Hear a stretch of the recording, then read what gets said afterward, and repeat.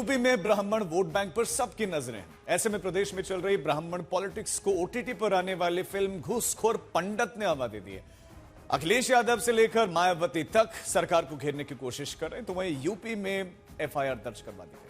OTT platform पर एक film के नाम और टीजर पर ऐसा विवाद उठा कि शहर शहर हंगामा मच गया है। आरोप जातीय अपमान का लगा और विरोध प्रदर्शन का दौर शुरू हो गया।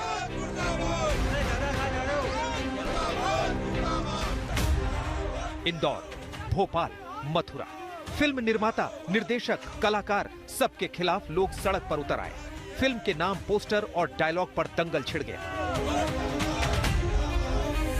विरोध इतना बढ़ा कि राष्ट्रीय मानवाधिकार आयोग ने सूचना प्रसारण मंत्रालय को नोटिस भेज दिया। फिल्म निर्माता संघ ने निर्माता और निर्देशक से पूछ लिया कि बिना रजिस्ट्रेशन फिल्म के पोस्टर और टीजर कैसे आए। दिल्ली हाईकोर्ट में अर्जी पड़ गई। लखनऊ के हजरतगंज थाने में सीएम के निर्देश पर निर्माता, निर्देशक और टीम पर मुकदमा दायर हो गया।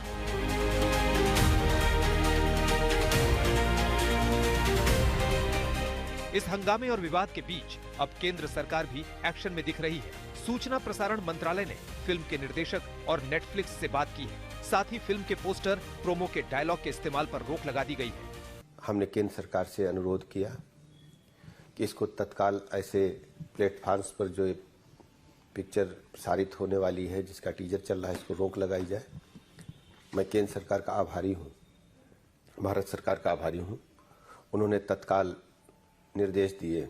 जो नाम है, इस प्रकार के जो शब्द हैं जो समाज में विखंडन की भावना पनपाते हैं, जो समाज में विद्वेष की भावना पनपाते हैं, ऐसे शब्दों को कदापि उपयोग में न लाएं। ये केंद्र सरकार ने ओटीटी प्लेटफॉर्म्स को, नेटफ्लिक्स को आदेश दिए। हालांकि इन विवादों के बीच फिल्म का टीजर और पोस्टर सोशल मीडिया से पहले ही हटा लिया गया। कार्रवाइयों के बीच ये सवाल भी उठ रहा है कि फिल्म के जैसे नाम को लेकर बवाल हुआ, आखिर वैसा नाम दिया ही क्यों गया? क्या ये नेटफ्लिक्स के कारण है, स्ट्रीमिंग प्लेटफॉर्म का कोई दबाव है जो आपको इस प्रकार का एक मैं कहूँगी प्रोपेगेंडा वाला टाइटल, शीर्षक चुनना पड़ा? यदि कोई व्यक्ति जो सेवा में है और भ्रष्टाचारी है, घूसखोर है, आप बिल्कुल फिल्म बनाइए, और ये सिनेमा का काम भी है कि जो गलत कर रहा है तो उसको आप सामने लाइए।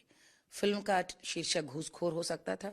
यदि वो सिपाही है तो घूसखोर सिपाही हो सकता है, दरोगा, जो भी जिस काम में है वो काम में हो सकता है, या सिर्फ घूसखोर या धन की, पैसे की, वो कुछ भी हो सकता है।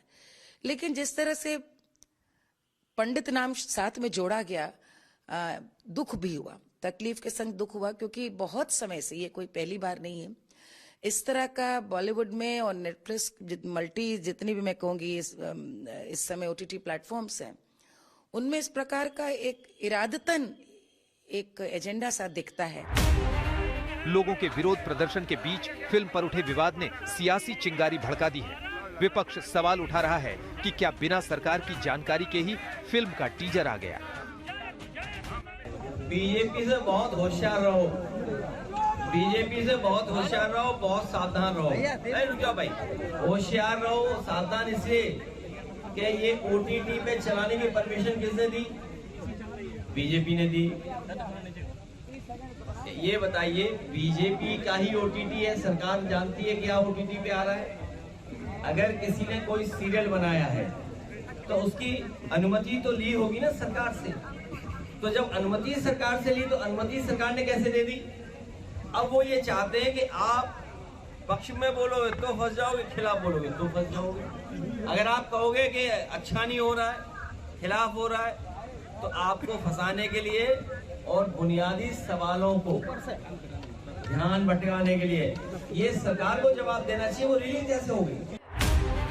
नाम पर संत समाज भी मुखर है। जाति विशेष के खिलाफ साजिश की आशंका जताई जा रही है। वहीं इस हंगामे के बीच अभिव्यक्ति का दायरा सीमित होने की भी बात भी कही जा रही है।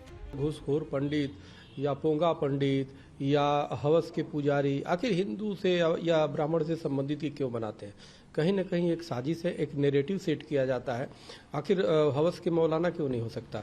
मैं ये नहीं कह रहा कि लिखो, लेकिन आखिर ब्राह्मण या पंडित पे ही क्यों किया जाता है? सीमाएं तो खिंचती जा रही, चाहे वो उपन्यासकार हो, चाहे राइटर हो, चाहे प्रोफेसर हो, कि बड़ा ही सोच समझ करके शब्दों का इस्तेमाल करना पड़ता है, चूँकि किस शब्द पर किसको आपत्ति हो जाए और किसकी आस्था को चोट पहुंच जाए, यह भी है। अभिव्यक्ति का जो क्षेत्र है सीमित तो हो रहा है।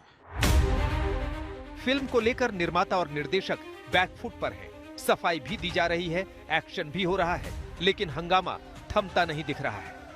आज तक ब्यूरो।